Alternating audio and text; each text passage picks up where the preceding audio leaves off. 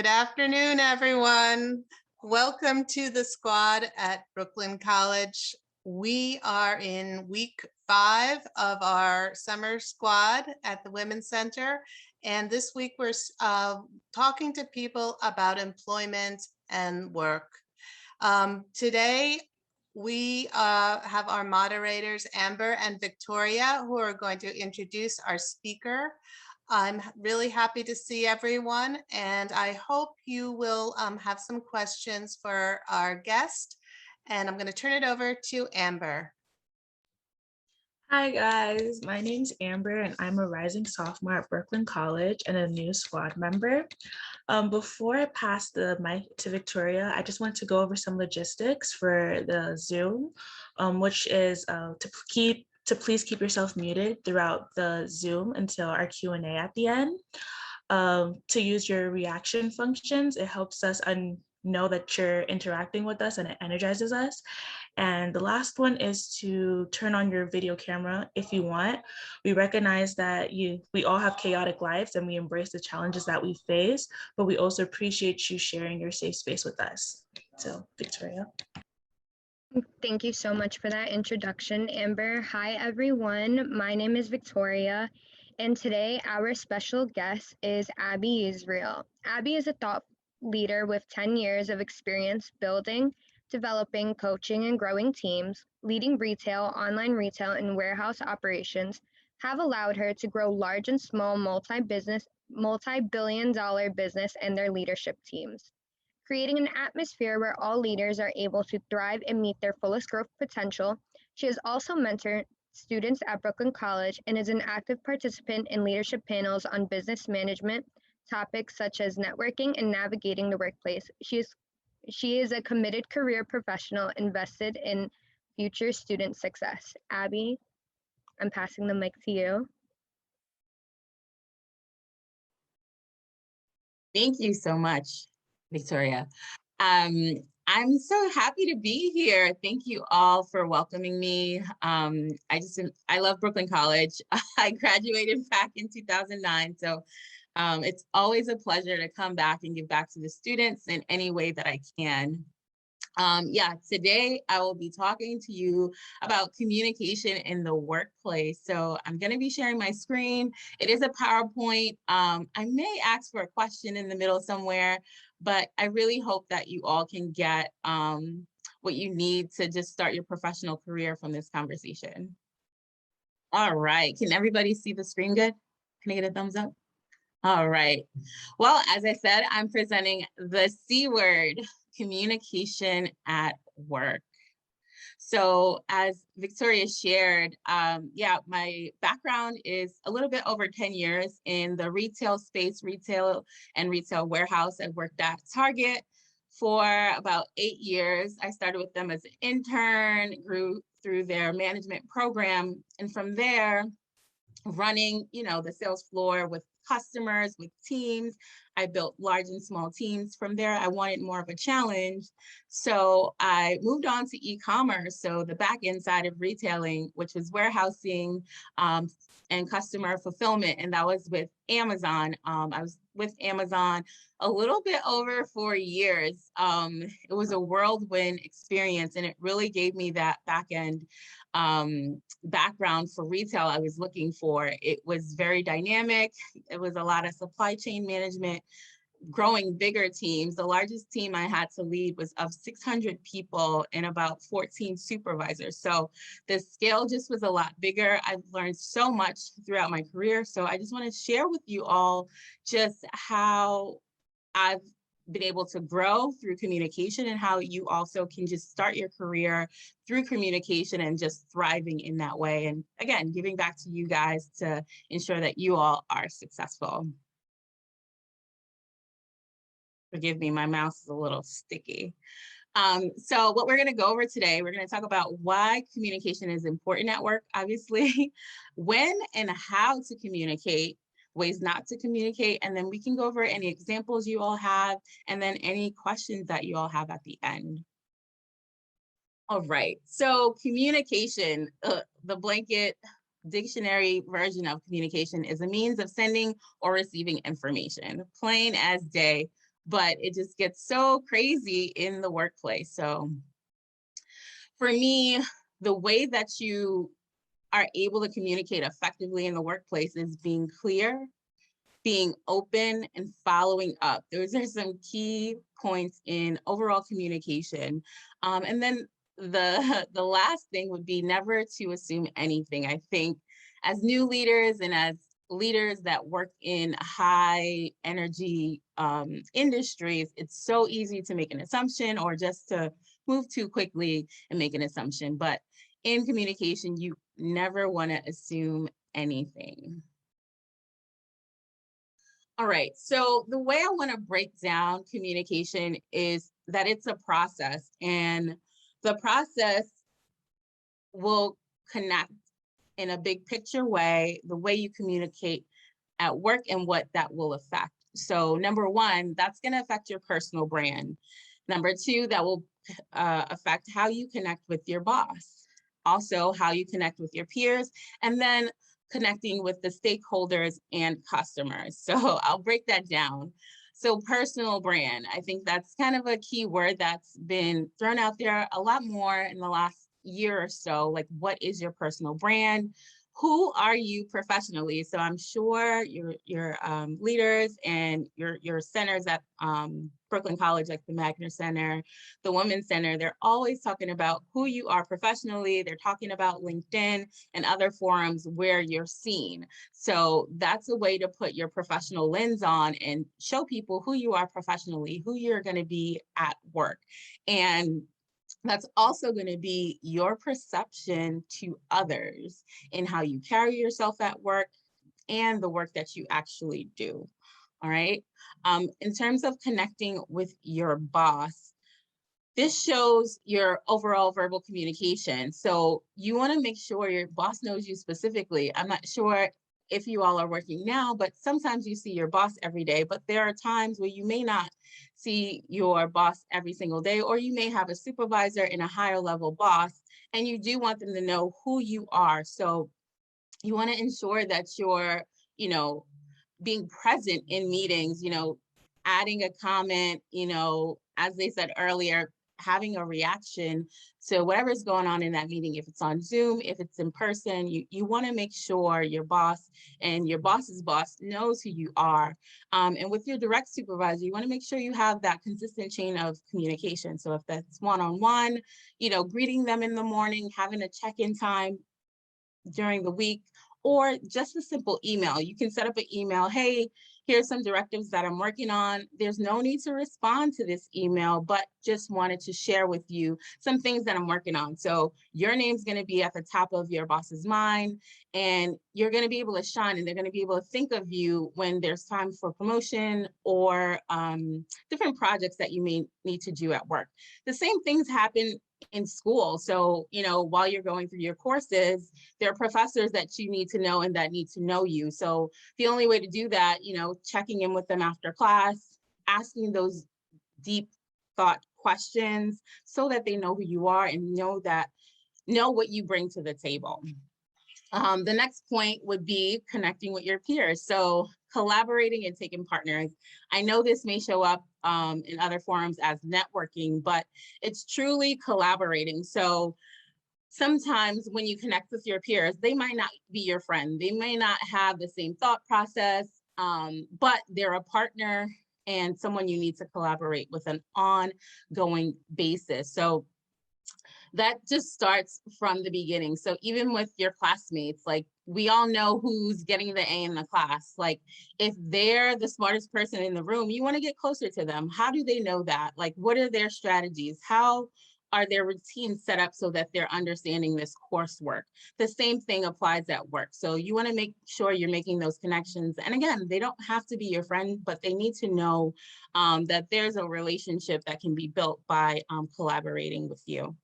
And then the last piece would be connecting with stakeholders and customers. So I think as you all may be new going into the workforce, you need to always know, number one, your why, why you want to be in that industry, why you want to work for a specific company, but you also want to know the company's why. So that would be their mission statement. Like, what is the goal of the company? What do they do at the bottom line? So I think for Amazon, one of their their mission statements is to be the world's most customer-centric organization. So that's all they're focused on in their day-to-day, and that can be through delivering packages on time, offering a wider selection of packages or items that you can buy through their online service. So that's their core why and their mission. So whatever company you're going into or whatever industry you're going into, understand that mission, understand that why. And I think to add to that, the stakeholders and customers. So you can have that regular customer, that return customer that buys into the business, and then you have those other customers, we call them, which could be your team. So for me, I've been in management most of my career, and I have lower level supervisors that I'm managing. I have employees that I'm managing, and they are my customers. So I have to provide them resources. I have to be a sounding board for them. I have to help, they are also my customers. And those are people that you're gonna have to communicate with on a daily basis. All right, moving along. So with the structure of who you also need to understand the priorities in your communication. So I hope this makes sense all at the end, but it's truly important when you're a professional, and you can, as a student, we can interchange boss and your professors, but you want to understand that priority. So your boss's directives are going to be number one. For me, I've had a lot of store leaders and site leaders, so they have an overall understanding of the business. They're managing the entire team. So to truly support them in any function that I can at my level, which makes their job that much easier. And also facilitating any communication, if that be reports, concerns, bubbling that up to the boss and ensuring that they are aware and that they can get ahead of those concerns and issues. That's my job. So you want to always make sure you understand into your professional career. You're going to start to hear a thing called managing up or managing your boss. So you kind of always want to think one step ahead of your boss, thinking about what they said to the company. So when we talk about understanding your boss and doing things to support your boss, it's not to say just because they're the boss, we're just gonna, do everything that's asked. Yes, your boss have different needs and they have a personality of their own, but at the end of the day, what is the goal? What is the mission of that company? What is the goal of your job? And you want to make sure you're facilitating that as a support is your personal goal. So for me, I really didn't understand this starting out in the workforce. So again, as I just mentioned, your personal brand, who you are at work, how you have to know your why.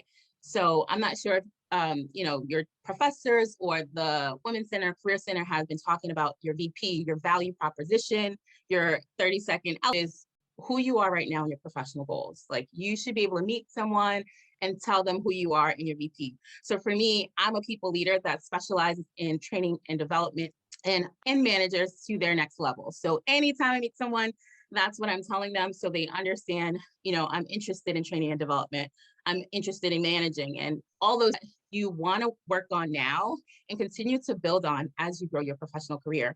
And that's a key part of, again, communication.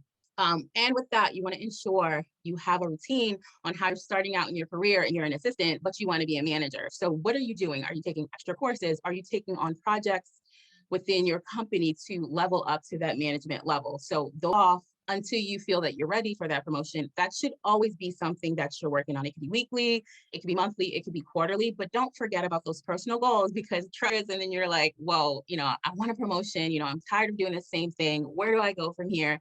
And you have no plan. So I think really keeping your personal goals, leveling up and really growing in your career.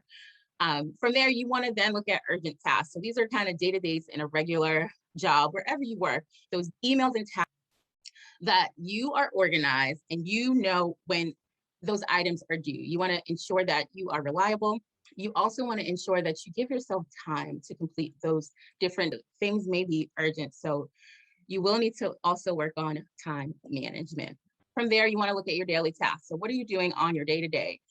Those things should be easy. You can breathe and those things happen. So you want for you because if your day-to-day tasks are a challenge, then you may want to look at some support to ensure that you're able to organize your day, communicate effectively, and execute in terms of doing my daily task at work. So again, these are things that you can breathe and do fine. I think the other daily task that I often forgot about was reports. So I know that you did yesterday, it breaks down every single category of the store business. And that's something that I needed to know. And at times, you may only need to know it if you're leading the day. And at times you may be able to kind of put that to the back burner. It needed to be a daily task. So that was one that I struggled with early in my career.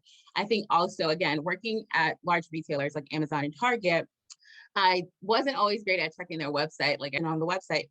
And I had no clue. Like when you're working in that actual physical store, physical warehouse, you are not aware of those things going on, on their website. So you want to be sure to do, if it's once a week, you're going on the website, maybe on the Sunday, on the Monday, just checking in on what's new, do that. And usually when you're in like a corporate business, there is an intranet telling you kind of the new things going on in the business, new things that happened over the weekend or within the last week. And those are things you need to be reading. And again, I fell in that.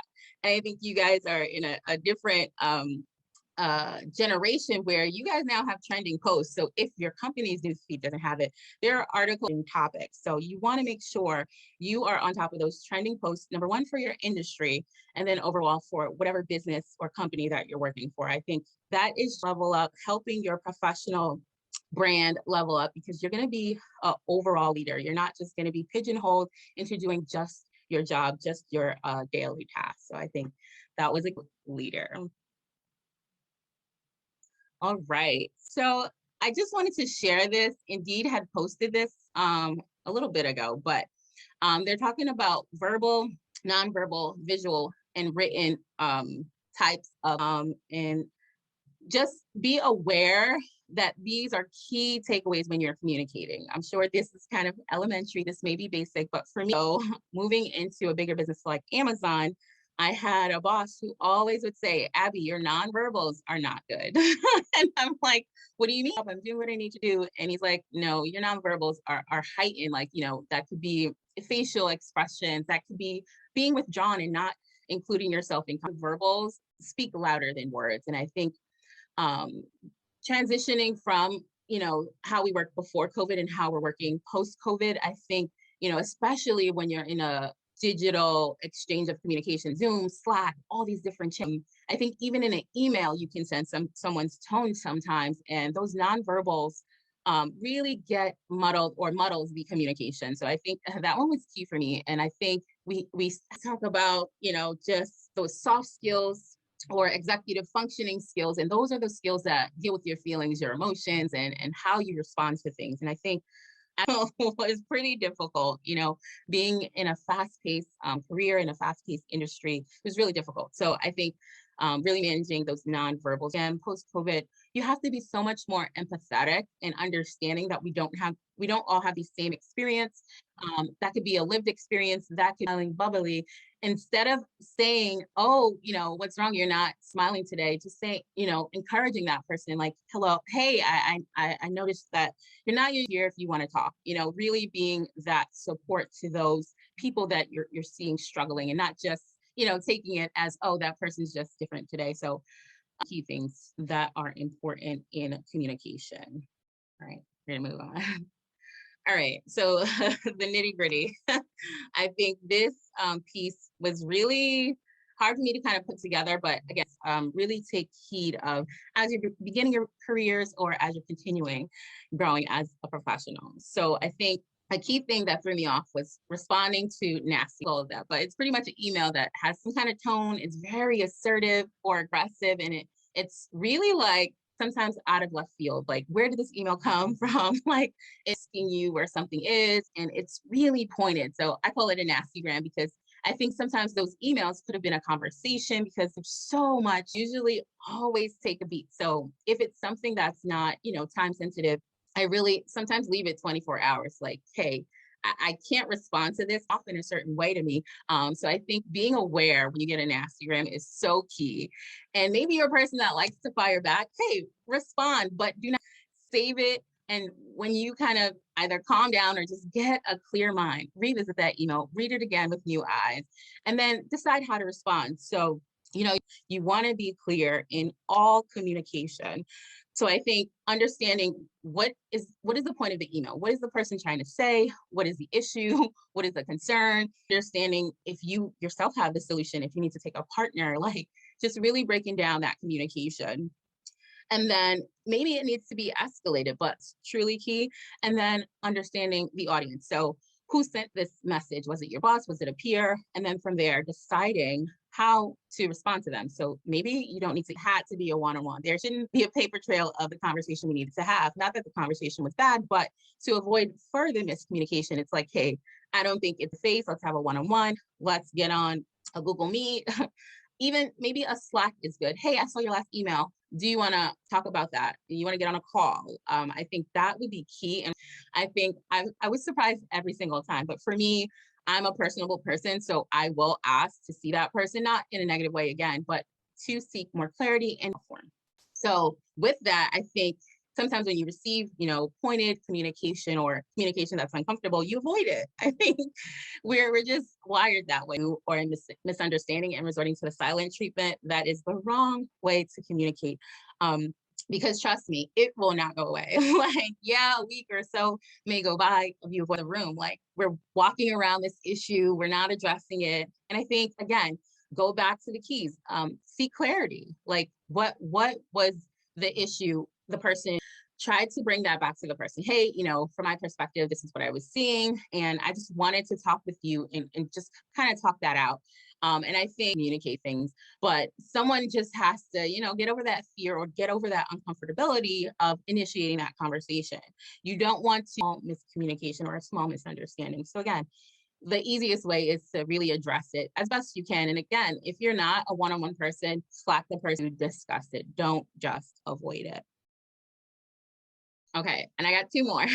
I won't beat this point anymore, but again, excuse me, as a new leader, this was really, really hard for me. So I think also a positive way. So I think, I was a young manager, and being a manager so young, it's a lot of pressure, it's a lot to know, and it's a lot of people to lead. So sometimes you want, and I think sometimes that could be the wrong motives. Like, you have to, again, understand you're working on a team and it's not just you that's going to be impacted by the decisions. Again, seek that clarity, seek the why, and what are you trying to convey and why are you trying to convey this message, and have good intention behind it always. Even if you don't want to send a huge email blast to the company or to your department, you want to make sure it aligns again with your company mission, your boss's directives. Like, you want to be in line with what you're from there, not just your own motives. And then understanding when you're communicating overall, do you want a solution or are you pointing the finger? Like, you want to understand that truly, because you don't want to cause dissension in your communication. And again, you won't mean to do this, but as a new leader, it sometimes happens. But at the end of the day, and then the last piece, I think this one was big for me. I hope I'm making sense and being transparent, but not following up. So not to say like what you say that you're going to do. I think, again, it's not cut and dry just to follow up. I think it's so many levels to it. So I think this can also be when you send an email, happen to new leaders, it's going to happen to new people in a company. People don't know you. They don't know your name. They're like, you need something from me? I'll get to you later. So understanding that, and it's not personal business. So you need to send a follow-up email if someone's not getting back to you. You can let them know, hey, I'm not sure if you saw my last communication, just wanted to follow up. I see your email, and they will respond immediately after that follow-up. You want to ensure that you give them a chance to respond. So I think that was key for me, just really taking myself out of the equation. Let me send a follow-up email. You can also send them a Slack. Hey, I just sent you an email about XYZ, or, maybe sometimes past. Hey, I sent you. Simple as that. As I said before, I'm a personable person. So if I see you, walking through work, I may, hey, Sandy, I sent you thoughts on that. Or if you guys are going on a Zoom call, if you happen to be early or throughout the meeting, DM that person. Hey, I sent you an email about XYZ. When you get it persistent, you definitely want to follow up. So you're trying to get the solution. I don't think it'd be pesky or anything. Obviously, be aware of your audience, know the ways to communicate, but you definitely follow up. I think also sometimes when you're waiting for a response, you might have a time-sensitive deadline. So let's say something's due tomorrow, you haven't heard back, you follow your supervisor. Hey, I communicated with XYZ person, I followed up with them, I still haven't gotten a response. If you can offer a solution, hey, this is what I think we should do, being that I'm not sure how to proceed in this situation. And you're going to get a response there. But I think that's all key to following up. Again, this is my own testimonial, but no, that's not true. If you don't have any news, you definitely want to have some concrete feedback, because let's say you emailed someone and they needed to take a part initially thought. So maybe you sent it to a peer or your supervisor and they had to loop in someone else to get some more clarity or a better answer for you. So when you thought, I'm connecting with XYZ person, once they get back to me, I can give you the final results. Now you have some traction. Now you have some great meat and potatoes to follow up with you on this specific communication. And then again, you're reassured that someone is working on it for you. And usually with that kind of communication, that person will give you a new deadline or an update time, random time that you made up, but you really have some concrete understanding on when that next communication is going to happen. So yeah, not following up was a key learning experience for me. All right, so we're almost there. Something that is necessary to talk about. So you've heard of it: passive aggressive, just plain aggressive, and assertive. That's written on here. But I think if all of these things are aligning for a situation that you're in, that may be the case. But overall, I think there's so passive communication. I think there is a time to be passive and there's a time to be assertive. But I think, sometimes you're going to be on, or there's a disagreement going on between teams or something. And if you don't have a solution, or if you can't kind of simmer down that conversation, you're not offering a solution, you're just another voice added to that disagreement. So I think there's times to be passive and there's times to be assertive.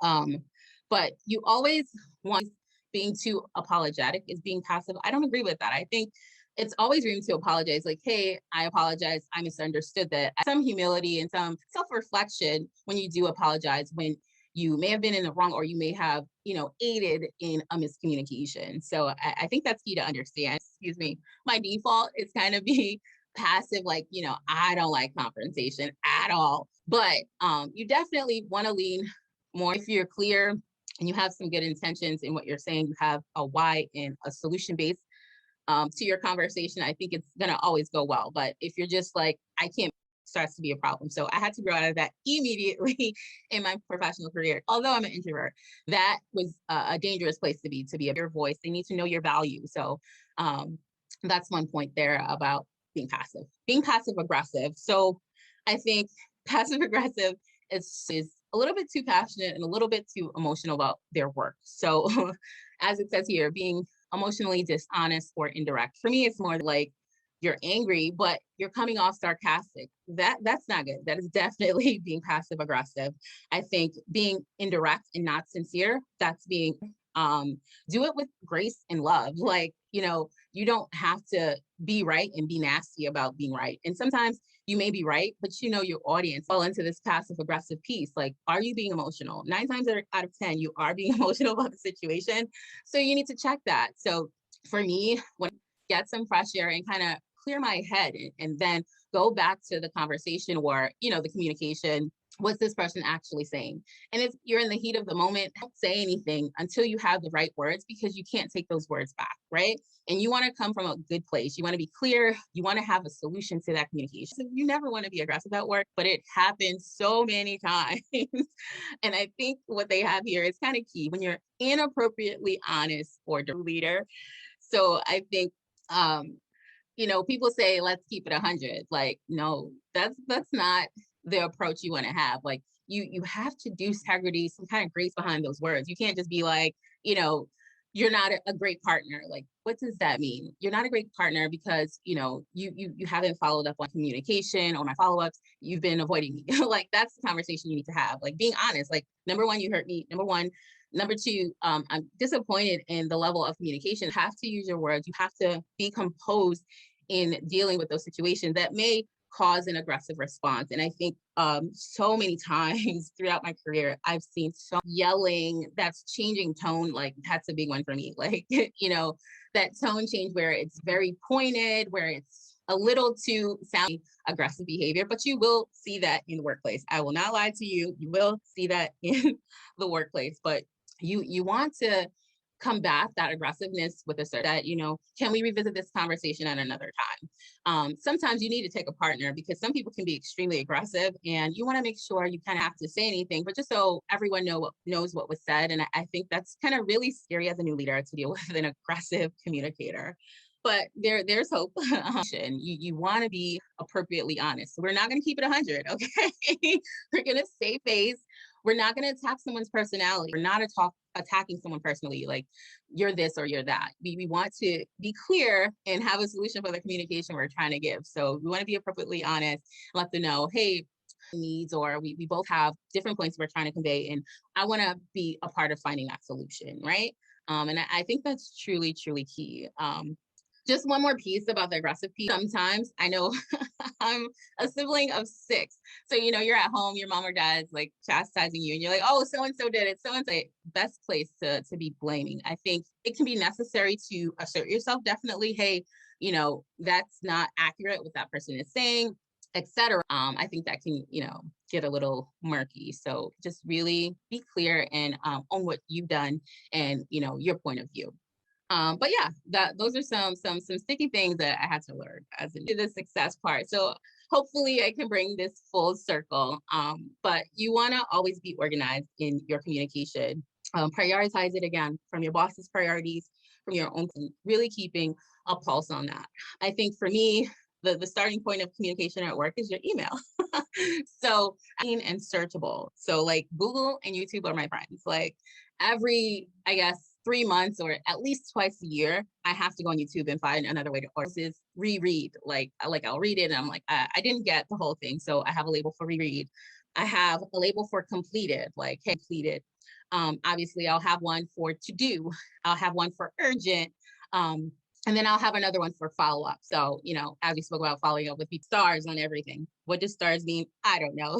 So that's when you start to get unorganized in your communication. So that's the 2, knowing your audience. So as we spoke about some examples, when is an email, a call, or a face-to-face conversation necessary? You need to know this. And Slack is also already a personable relationship with whoever you're communicating with.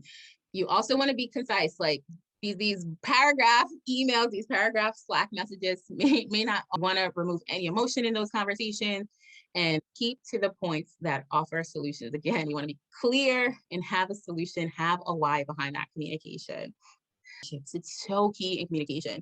Taking on key partners because they can be a huge support when you're trying to reach an individual or a larger team. Like you don't understand, like I think the people I empathize with the most working at Amazon is the IT department. So when you guys become professionals, like IT comes in, understand IT has their own jobs. Like they are ensuring any and everyone with a laptop is online. They're checking network issues. They're checking blackouts. They're updating them when they call on IT, they need to come running and fix their laptops. But no, be the person who slacks IT when you don't need a problem, just to say hello. How's your workload? Like if, this is, do you guys need support? You might not be an IT professional, but just being a person, empathizing with a person, that is gonna reap so much benefits. And IT is, I just give that example because everyone at the company is truly an asset to you in terms of communication.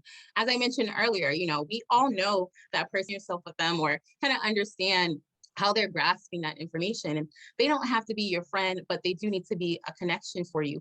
And I think in the workplace, the way is, you want to know how they do what they do, jump on a project with them, jump on one of their Zoom calls, see what they're talking about, see who else they're as successful as they are by doing some of the things that they do. And that's a way that you show your appreciation for them, helping you, for their knowledge, and for you to kind of understand on your own. And the last piece would be just understanding that you do not have to do this alone. You're working in big businesses, you're on campus with hundreds and thousands of students or alum.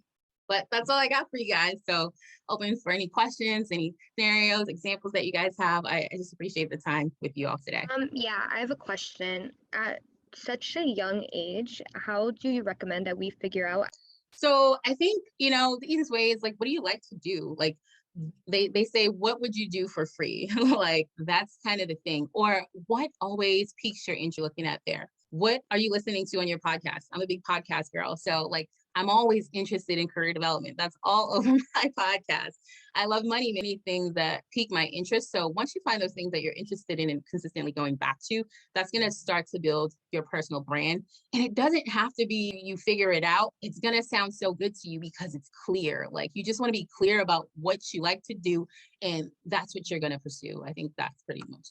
Lena asked in the chat, she said, I'd love to know more about your experience managing 600 individuals. Well, like I said, I was not alone. I think I had 12 to 14 supervisors. So they worked under me and they own different departments. So for me, I structure. So what we do is kind of have a pre-meeting and discuss who owns what teams or what amount of people. And that's the way you're able to manage Christmas 2017. Amazon was really getting bigger and bigger and bigger. And working in the Northeast, like that's one of the largest markets that we service 100 associates and greet them and get them pumped for work. My boss comes to me and he goes, you better do this chant good. You better rile them up. And these are his words verbatim. And I'm like upset, like I have to do this speech, but you know, I've done things to ensure that I'm ready to do these kind of speeches, but it went very well. And 600 people is just pure energy to like execute. So I think it's just being organized and working through the people. I have a question. Oh, Victoria, do you want to go? Amber, you could go. Don't worry. I just want to know, like, is there anything like that you regret or like something you wish someone told you? I think trust yourself. like I wish like I trusted myself so much more. Like even when I can't, I'll stop sharing. I just wanted to share my contact if you guys want to take a screenshot and then I'll stop sharing. But I think trusting myself, know what to do or how to respond. I think I really freaked out like, oh, I wish I said this. I wish I did that. It's all said and done. You know, if you have time to redeem yourself and it's really necessary, give yourself some grace. You didn't know what to do in that situation. There was a lot going on and just let it go. And I think reflecting now, like I would have had more what I put forth and, you know, being honest and, you know, reflecting if I had done anything wrong. Hey, this is what you got to do next time and moving forward from there. Yes, you did. I think Christy has a question to her. Hi, thank you so much for your time and for the presentation. So my question is, how do you, because you're talking about tone and like, so how do you deal with having your tone misunderstood because of us being like loud or aggressive or just like too emotional, just like being women in general? How do you like deal with that? And how do you just like avoid being misunderstood and avoid having your tone like police? I totally agree with you.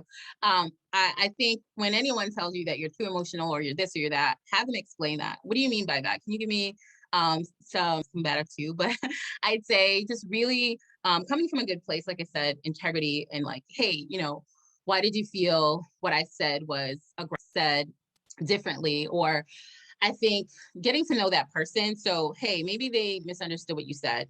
Maybe they already have a preconceiving that you said something in a certain way. So I think try to build a relationship with that person. I would say don't change yourself, but be aware of a tone or a situation where they felt a weird vibe from you. Explore it, but, you know, hear them out. Number one, just listen, truly listen to them.